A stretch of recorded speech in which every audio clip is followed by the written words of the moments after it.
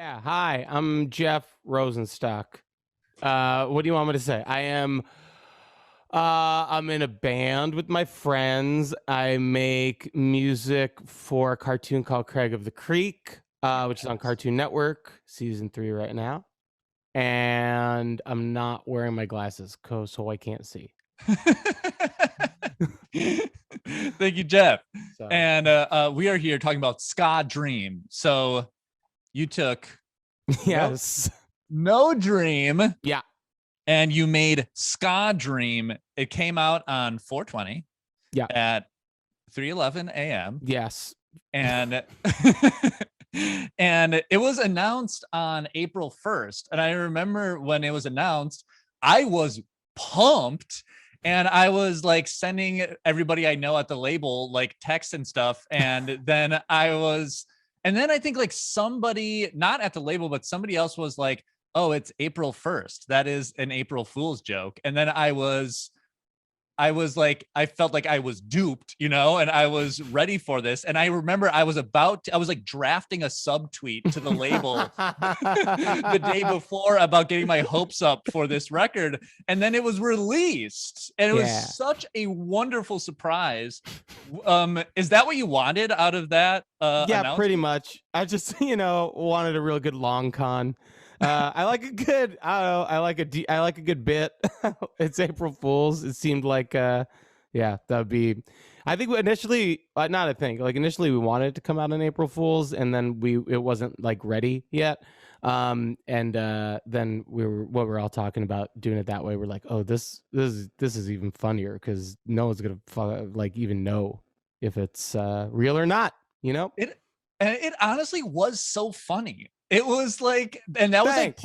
was like part of the joy. It was like suddenly at midnight, I'm like checking Twitter and it's blowing up. And I was like, Twitter's going crazy. It was like the Ska Dream is real. And then like what made it even better is that it was a funny bit and then it did happen. But it is really fucking good. Oh, Thanks. And it was like obvious that so much time was put into it. When did you because obviously you have so many people on it. I mean, there are members of Fishbone, Hold Steady, Mustard Plug, Slackers, Deaf Heaven, Pup, Chris Farron. I mean, like so many people on this thing. It must have taken so long. When did you first have the idea to or the dream, I should say, for the album? I feel like the idea to do this happened a really long time ago. I was on April Fool's Day, probably 9 years ago, going to post the demos from a Bomb the Music Industry record called Vacation, but I was just going to post the exact same record with the guitars replaced with ska guitars. And then I just didn't do that because, things take time. Ideas take no time, but doing them, whew. And then, and then we were just trying to think of something to do since we haven't been on tour, something to do together as a band that wasn't like making a record right now, making like a new record right now. Yeah. And of the ideas, this one ended up just being like the one that was like, okay, let's do this one. And then we talked about it, and as we were talking about it and just kind of like laughing about certain things, we were just like, yeah, let's just try, I don't know, let's try and make a good ska punk record, Yeah. And you did it. It must have been, you got so many people on it. You have so many people involved. Sure. I mean, everybody's recording from home though, so it's not like, it's not like 20 people were like at my house one day doing gang vocals or anything like that, True. What is your personal history with ska? I stumbled across the band Mr. Bungle because it was a CD in my friend's older brother had, and it had the guy from Faith No More in it, and I was like, oh, what's this? So that kind of like planted the seed. And then I also stumbled across the Boss Tones and Fishbone and the Boss Bones around the same time. And all these bands were like kind of metal bands, and I was like a little metalhead kid kind of. And they all had like metal or like hardcore things to it, but then this other thing, and I was like, ooh, was slowly just like, what's this other thing? And then like it just kind of, I got like super into that Boss Tones record, Question the Answers, super into Give a Monkey a Brain, like super metal Fishbone record, recorded by the guy who recorded all the Pantera records, oddly enough, Terry Date. Wow. And then found that Operation Ivy record, and all those things like were just like yeah, let's go. And then I eventually, you know, I played in concert band in high school, so like all like the band people could kind of start bands together and stuff like that in our high school. So I ended up I started a ska band with my friend Joe called ASOB. I played bass in a ska band that all of our, like half of our friends, the other half of our friends were in, called Nothing Rhymes with Orange for a little bit, and just kind of went to ska shows all the time in Long Island growing up. It was just happening all the time, and it was something good to do because I was like not good at like sports, and I wasn't like a particularly socially comfortable person. I wasn't like trying, like, I don't know, things were like hectic in my house and stuff. I was trying to get out, and that was like, you know, kind of the way to do it. And like, what did ska do for you? I remember being in my room in high school listening to Streetlight Manifesto and being like, if I just listen to ska for the rest of my life, I'll never be sad. What is it about that music that you were attracted to? Because it also is like a scene as well. I think as far as music goes, it's like there's a lot. It's always really good bass line, really good drums. So you got that. The stuff the guitar is doing is always cool, kind of like underappreciated. I feel like ska guitar, where there's like the stick guitar doubling things, or even just like it's very percussive guitar. You don't hear that in rock music all that much. Like totally, you hear it in soul music, and ska music, and reggae music, and that's kind of the vibe, you know. And obviously as a horn player, it was like cool to be able to, like, growing up, that was a big thing, like being able to try and like listen to a Blue Meanie song and try and figure out how to play it. But like, I think the thing that like draws me in still is just all that stuff. It's usually good lyrics, which is funny because I feel like a lot of the ska punk, because there is plenty out there that does not have good lyrics, and I think that's usually what people focus on. But like, a lot of the times, like political lyrics, or like really, I think that like it also, just because it is like this sunny music, it kind of hits this really good sweet spot of like bittersweetness a lot of the times. Like, and like, I don't know, to me, like ska punk in particular, where just like there'll be lyrics at some point that are just like really heavy on top of this thing, and you're singing along, you're just like, oh damn, you know. Yeah. And I think that like I think it's cool, you know, it's music that like has the freedom to go to like a really goofy place, and then I'll also go to like the most deadly, dark, serious place. That's what it's about to me. I don't know. Yeah, no, I totally agree, because it does go, there's so many songs that go into like a dark place, but then also, like, if you're a fan of a good bit, you know, it is like, it can like have that like super lightness and be super fun, but also like, you know, like you're screaming some very political stuff on Ska Dream, you know? Yeah. And you can get into that. For on Ska Dream, there are a bunch of like different styles of ska, and I was wondering if you could walk through some of those different styles. I don't really know. Well, I don't know. There's all kinds of stuff. What do you want me to do? What do you mean walk through these styles? Hold my hand. Bring me through it. Good idea. For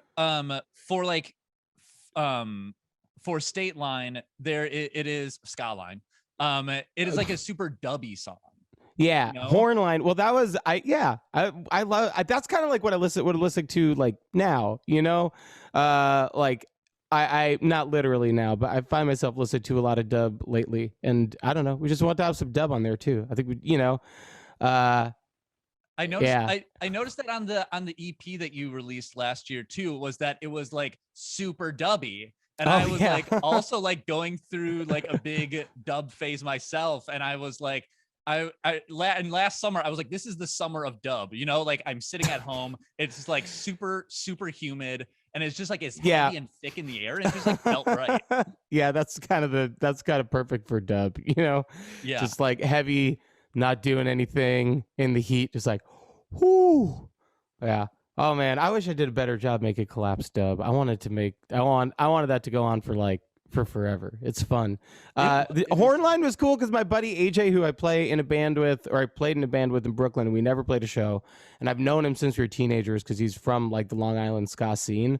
Yeah. He did a lot of the like cool like effects and like bleeps and bloops and delays and stuff like that. And it was, I don't know, it's cool. I remember Well, listening to dub in his apartment. We were like 19. hell yeah. What was like a collaboration that you were really proud of getting or doing on this album? The Fishbone, the Angelo Moore solo was out of control. Like we have a mutual friend, Mike Park, who runs Asian Man Records, Skank and Pickle, Bruce Lee Band. And I just asked Mike, hey, do you think Angelo would be into doing this? And he got in touch and he was like, okay. And I expected to like kind of go back and forth for a little bit. And then he had just like sent this sax solo that was over the demo of the song.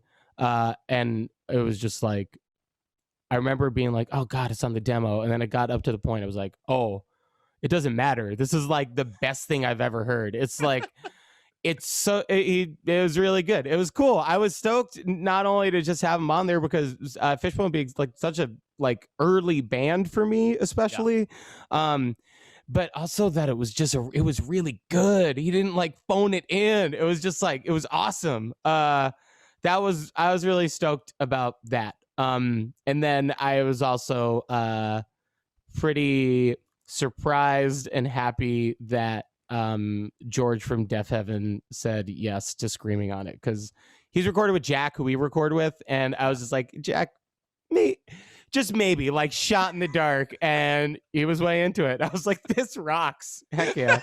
It was just like everybody. I guess everyone who Jack records with is a little bit of a ska kid somewhere in there. For real. The reception has been so incredible. The day after was like my favorite day on Twitter in probably like it was like the one day of good, you know, and just like the ska community really came out and everyone was so positive. How did you feel about the reception? It's so strange. I mean, it's amazing, but it's also so strange to just see like, I don't know, to like having, how do I put it? Like it's cool. It's cool like that people are talking about ska in a way that doesn't seem to like always be some sort of backhanded compliment at best, or like Right. a butt of the joke, which is usually what it is, or which it has been what it is. But I feel like the new like ska scene, like the newer like Catbite and like Bad Operation and Jer, We Are the Union, Bad Time Records, Kill Lincoln, like all those folks have been and the In Defense of Ska podcast, they've all kind of just been like managing the ska damage over the last few years and just being like, what's going on? Why are you still like holding a grudge against the genre because of the 90s? Like, what is happening here? And so I think this came to the world at a time when people were like, okay, I don't need to make fun of this thing anymore. And it was really exciting. That's like a wild thing for me to see because I'm used to just being like, oh, if you put out a ska record, oh, it's just, maybe that's not true necessarily, but it's just like it spent such a long time getting made fun of. It's cool, not only really with this record, but to see like in general that like ska scene's getting some love these days. It's nice. I agree.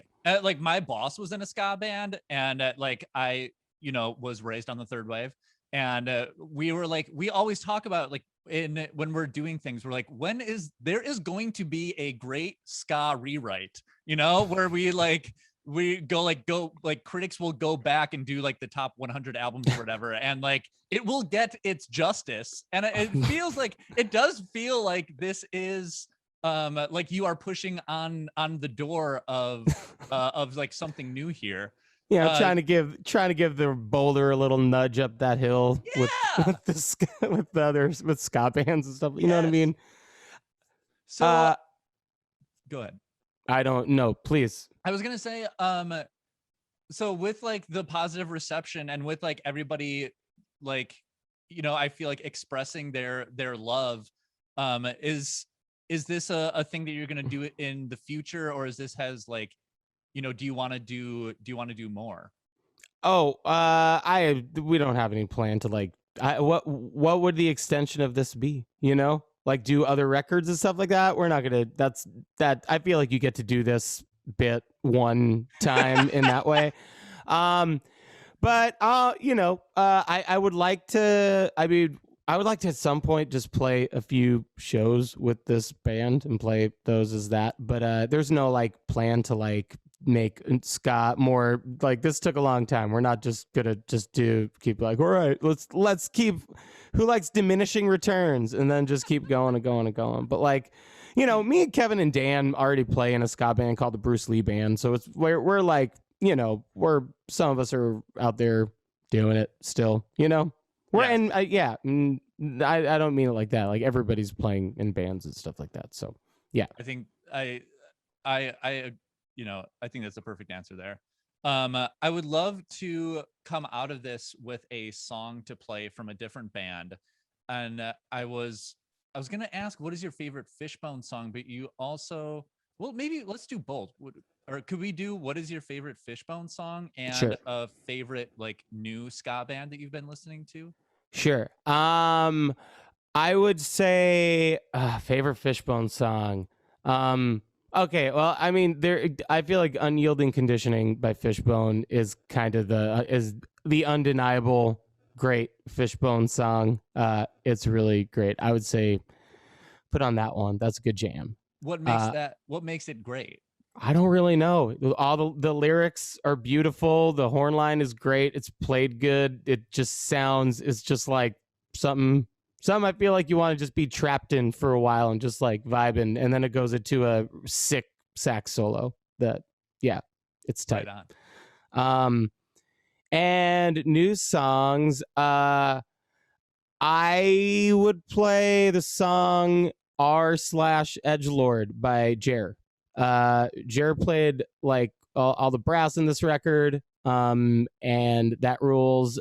But also they've put out like 3 singles this year, and they're all really good. It's really good, like just good songs, good lyrics, catchy, unique. It's cool. That's what I would say of the new crop right now. The thing to play of the new batch, Gremlins ska. And we will do that. Okay. Jeff, thank you for releasing Ska Dream. Thanks for being so enthusiastic about it. Dude, I was like about to go to bed, and then I stayed up for like 3 hours just like out of like listening to the album like at midnight, and then like talking about it and like texting my friends, like not believing that it was real, and then just like being excited, and then the whole like next day, and it's like still fun. So cool. Thank you. Yay. That's nice to hear. I'm glad it worked. Yay. Right on. All right. Thank you. All right. Thanks for your time, Jeff. Thanks for talking to me.